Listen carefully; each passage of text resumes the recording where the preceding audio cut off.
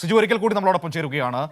സിജുവിലേക്ക് ഞാൻ വീണ്ടും പോകുന്നു. സിജു, ഇന്നിപ്പോൾ ഏറ്റവും പ്രധാനപ്പെട്ടത് കഴിഞ്ഞ ദിവസങ്ങളിൽ നിന്ന് മാറി ഇപ്പോൾ സൈന്യം എത്തിയിട്ടുണ്ടെന്നാണ് മനസ്സിലാക്കുന്നത്. അവർ കൂടുതൽ ആധുനിക സംവിധാനങ്ങൾ ഉപയോഗിച്ചുകൊണ്ടുള്ള തെരച്ചിലിലേക്ക് പോകുമെന്നാണ്. അതായത് ചെന്നൈയിൽ നിന്നടക്കം വലിയ റഡാർ സംവിധാനങ്ങൾ, ഈ 2.5 മീറ്റർ അപ്പുറത്തേക്ക് പരിധിയുള്ള വലിയ റഡാർ സംവിധാനങ്ങൾ കൊണ്ടുവരുമെന്ന് മനസ്സിലാക്കുന്നു. ആ രീതിയിൽ ഇതൊക്കെ അങ്ങോട്ടേക്ക് കൊണ്ടുവന്നിട്ടുണ്ടോ? അതിനെക്കുറിച്ച് എന്താണ് പറയുന്നത്?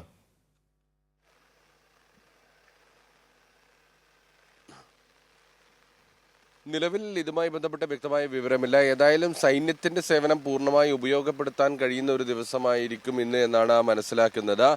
കാരണം കഴിഞ്ഞ ദിവസം പൂർണ്ണതോതിൽ സൈന്യം ഈ രക്ഷാദൗത്യത്തിലേക്ക് ഇറങ്ങിയിരുന്നില്ല. മണ്ണ് നീക്കുന്നതുമായി ബന്ധപ്പെട്ട പ്രവർത്തനങ്ങൾ മേൽനോട്ടം വഹിച്ചു എന്നല്ലാതെ മറ്റ് പൂർണ്ണതോതിൽ ഈ രക്ഷാദൗത്യത്തിലേക്ക് സൈന്യം എത്തിയിരുന്നില്ല.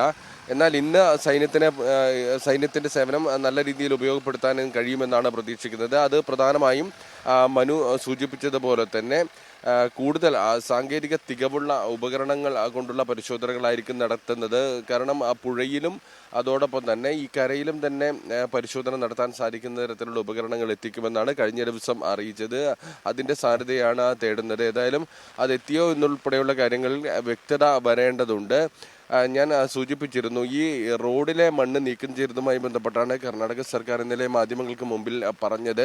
റോഡിലെ മണ്ണ് ഏതായാലും നീക്കം ചെയ്തിട്ടുണ്ട്, പക്ഷേ അതിന്റെ വശത്തുള്ള മണ്ണ് കൂടി നീക്കം ചെയ്യേണ്ടതുണ്ട്. അത് അപകട സാധ്യത ഉയർത്തുമെന്നൊരു വാദമാണ് മുന്നോട്ട് വെക്കുന്നത്. എന്നാൽ ഇപ്പോൾ ഈ പ്രദേശവാസികൾ കഴിഞ്ഞ ദിവസം സംസാരിച്ചപ്പോൾ അവർ പറഞ്ഞത് അകത്തോട്ട് ഈ മലയുടെ ഭാഗമല്ല, അത് ആ ഭാഗത്ത് വാഹനങ്ങൾ പാർക്ക് ചെയ്യുന്നതിനുള്ള ഒരു പ്രത്യേക സ്ഥലമുണ്ട്.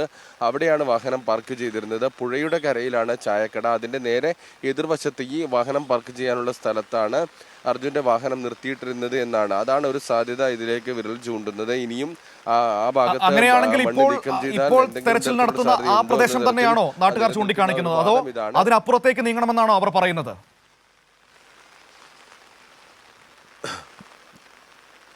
നിലവിൽ തെരച്ചിൽ നടത്തിക്കൊണ്ടിരിക്കുന്ന അതേ സ്ഥലത്ത് തന്നെയാണ് ഈ വാഹനം പാർക്ക് ചെയ്യുന്ന സ്ഥലം എന്നാണ് പറയുന്നത്. അതുകൊണ്ട് തന്നെ ഏതായാലും ഇപ്പോൾ ആളുകൾ പറയുന്നത് ഒരു റോഡുമായി ബന്ധപ്പെട്ട് ഗതാഗത പ്രശ്നം പരിഹരിക്കേണ്ടതുണ്ട്, മണ്ണ് നീക്കം ചെയ്യേണ്ടതുണ്ട്. ആ ഭാഗത്തുള്ള മറ്റു ഭാഗത്തെ മണ്ണ് കൂടി ക്ലിയർ ചെയ്താൽ ഒരു വ്യക്തത വരും.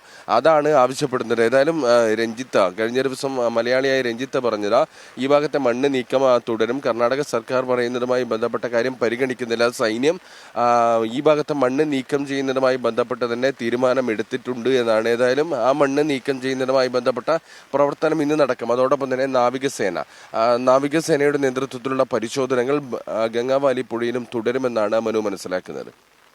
ശരി സിജു, ഞാൻ സിജുവിലേക്ക് വരാം. സിജുവൊക്കെ ഏറെ ബുദ്ധിമുട്ടിയാണ് നമ്മളോട് സംസാരിച്ചുകൊണ്ടിരിക്കുന്നത്. കാരണം അത്രയധികം ആരോഗ്യ പ്രശ്നങ്ങൾ പോലും നേരിടുന്നുണ്ട്. ഒന്ന്, കനത്ത മഴ പെയ്യുന്നു, കാലാവസ്ഥ വലിയ പ്രതിസന്ധി ഉണ്ടാക്കുന്നുണ്ട്. കനത്ത മഴ, ശക്തമായ കാറ്റ്, വലിയ തണുപ്പ്. അതിനിടയിൽ നിന്നുകൊണ്ടാണ് അവർ നമ്മളോട് ഇടവേളകളില്ലാതെ ഇങ്ങനെ സംസാരിച്ചുകൊണ്ടിരിക്കുന്നത്.